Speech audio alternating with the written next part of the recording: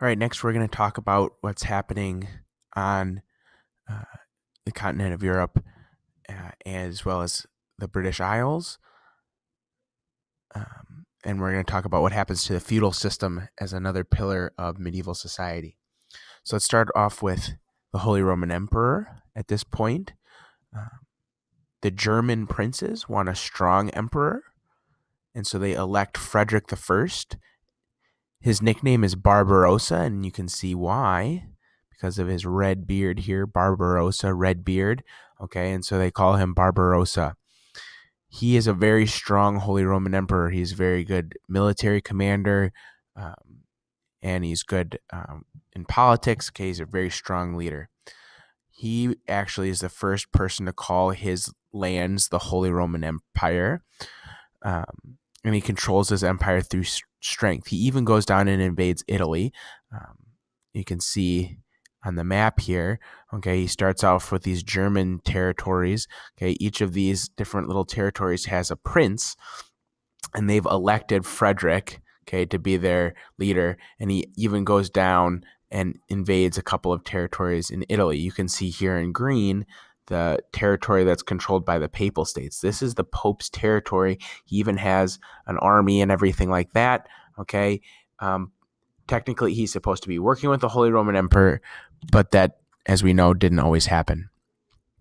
Okay, his main opposition comes from the Lombard League, which is a group of Italian states that are opposed to him. Okay, down here below where you can see on the map. Okay, the Lombard League and some other states allied with them down here. Okay, so they are opposed to Frederick.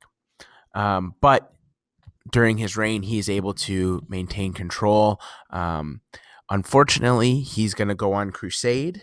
He is going to fall in a river, and you can see how hard it would be to swim with all this heavy armor on, okay? And he's going to drown.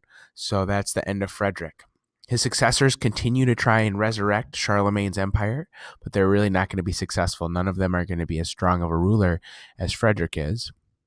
And that's one reason why Germany doesn't unite as one country, okay, for a long time. You can see all these principalities here. Okay, it's sort of like the United States if there was no central government. They're each individual. Sometimes they work together. Sometimes they fight, okay?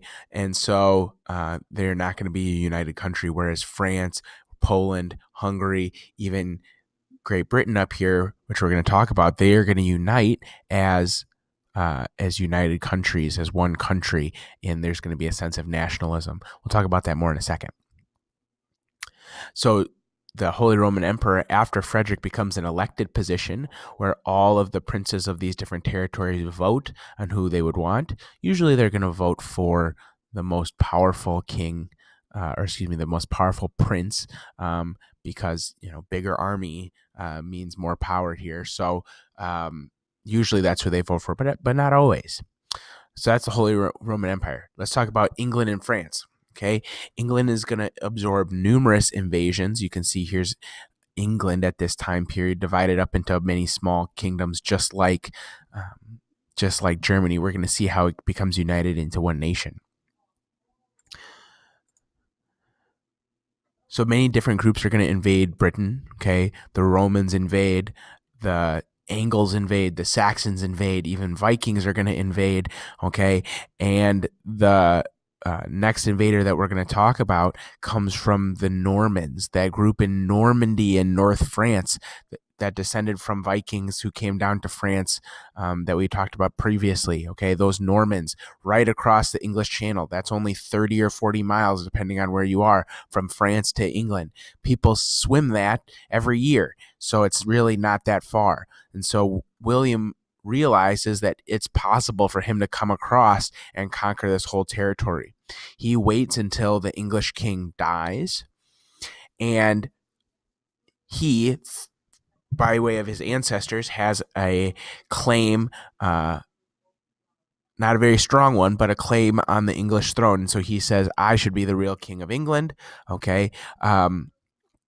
The king of the Anglo-Saxons who takes over is Harold Godwinson. He also thinks he should be the king of England. Okay. William is going to bring his army over. He's going to land in Sussex here in the south of England. Okay. And Harold is going to come from the north, down from York. They're going to fight in 1066 at the Battle of Hastings. Well, so it's William versus Harold, and here we see what's going to happen to Harold. Okay. Harold's going to get an arrow in the eye at the Battle of Hastings. So Harold's dead, okay, which leaves William to take over, okay? We know he won, obviously, William the Conqueror nickname. He's going to go on and conquer all of the British Isles, and he's going to hold that as his own territory, okay? He is going to basically name 200 lords who swear oath to him personally. They're each going to get a fief of a different territory in Britain. Many of those ancestral titles still exist today, and those people sit in the House of Lords today, okay? And he's going to centralize English government under himself as the king, okay? He's going to have some descendants, okay? His grandson, Henry II, right here, he's going to marry Eleanor of Aquitaine. Eleanor is from France, and he marries his son to a daughter from France to expand Henry's claim over more territory in France. So he has Normandy, and now he has Aquitaine. We'll see that on the map in a minute, okay? Henry then, because he married Eleanor, is a vassal to the King of France, okay, but he's also the King of England. And you can see how eventually that's going to lead to fighting, because kings are not used to being vassals at the same time, okay? Henry is going to make some changes to English law, including instituting trial by jury of 12 of your peers, same system we have in America, okay? And he's going to institute common law, okay? England still to this day does not have an official constitution like we have. Okay, they have a system of common law, okay, which is court rulings and things like that have gone down through the ages, and we basically act as a constitution, but it's not an official constitution like we have. Okay. We're also going to see the Magna Carta. Henry's son, John, okay, is going to come to take power after a while, okay? We have Richard the Lionheart is his oldest son. Richard is going to become king after Henry dies. Richard's going to go off on crusade, and while he's on crusade, he's going to get captured by the enemy, and he's going to be held ransom. Well, Richard is gone. His younger brother, John, is going to take over, and Richard, we know, is a really strong leader, right? We can tell from the nickname Lionheart. John's nickname, Soft Sword. So we can tell he's probably not going to be a very good ruler.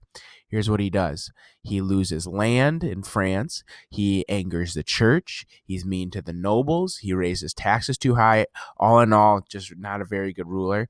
Okay. And in 1215, the nobles are going to force him to sign the Magna Carta, which we can see here. Okay. Here's John. He's going to sign the Magna Carta. Okay.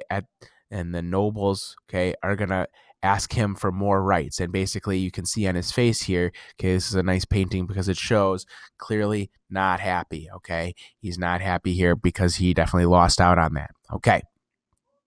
We're also going to see something called the Model Parliament. It's the first time we see something called the Parliament. We're going to talk more about that in later units, but we see that instituted under John's son, Edward I, okay? Let's talk about France, okay? In France, kings are also trying to institute more power, just like William the Conqueror was able to in England, and Frederick was in the Holy Roman Emperor. The king at the time is this guy named Louis the Sluggard, and if we know what a sluggard is, okay, he's kind of lazy. He's not a really very good king. And so when he dies, this guy, Hugh Capet, takes over, okay? Hugh Capet takes over. When Hugh Capet takes over, he starts a new dynasty called